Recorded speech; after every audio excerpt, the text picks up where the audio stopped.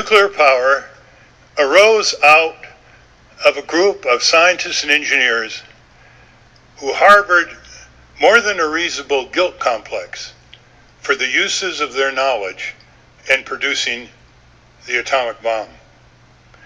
And out of World War II, this guilt complex transferred to a hope that there would be atoms for peace. In 1952, President Truman's Materials Policy Committee issued a report saying that the country should go solar, and by 1975, 2/3 of all residences would be solarized. Unfortunately, 2 years later, under President Eisenhower, the country decided to go nuclear under the Atoms for Peace program.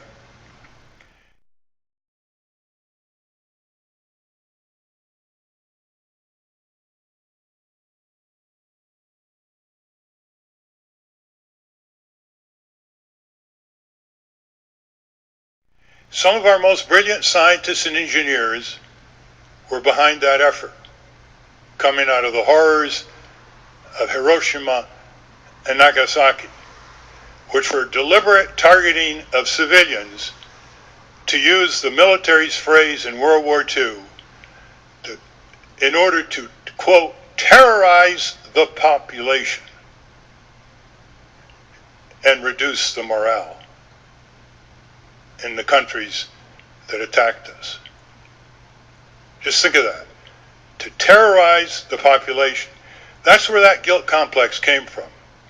And there were many, many discussions privately between these scientists and engineers who came out of the Manhattan Project about how they could redeem themselves in the Atoms for Peace. I remember as a youngster being told that there would be a little bit of a atomized gadget in cars, and you'd never have to fill up your cars with gasoline.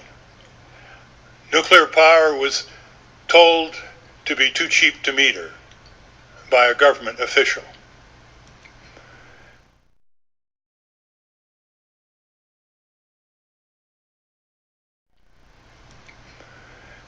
When I was at Oak Ridge, I had a conversation with Dr. Alvin Weinberg, which extended in subsequent years.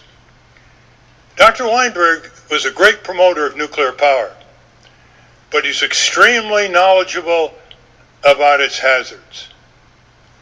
He wanted nuclear power plants to be built 6 at a time in a highly barricaded location run by what he called a nuclear priesthood, namely the best and the brightest. When I asked him who would be running the railroads and the trucking companies transporting radioactive waste, he got the message. But later on, he told me something very interesting. He said, if solar power ever came down to being only 2.5 times more expensive than atomic energy, he would support solar energy over atomic energy. You can imagine the knowledge of risk that was behind that statement. We must remember one thing here. The uranium mines, the uranium radioactive tailings around those mines,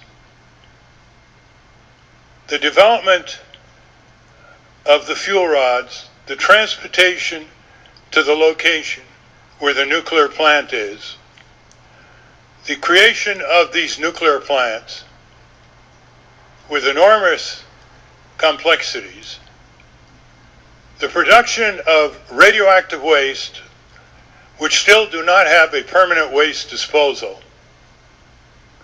and all the problems pertinent to a deadly substance that had to be 100% controlled.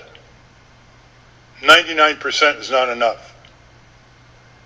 It was a technology that had one bite of the apple. All of this and the storage for tens of thousands of years of radioactive waste had one purpose: to boil water, to produce steam, or other reactor designs to produce heat. Now, the question that was very rarely asked in secret congressional hearings was, aren't there other ways to boil water without all the continuum of risk involved in the nuclear fuel cycle?